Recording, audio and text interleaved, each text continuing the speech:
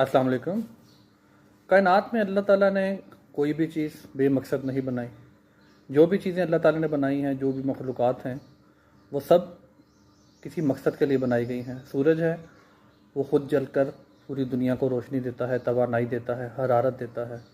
बादल हैं, उनके अंदर पानी जो है, उनके अपने किसी काम का नहीं, वो ज़मीन पर सब्ज़ियाँ, फसलें उगाने के काम आता है।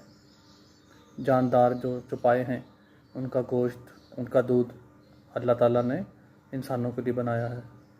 पौधे जो हैं वो मुज़र सेहत जो गैसें हैं उनको जज़ब करके हमें ताज़ा ऑक्सीजन देते हैं।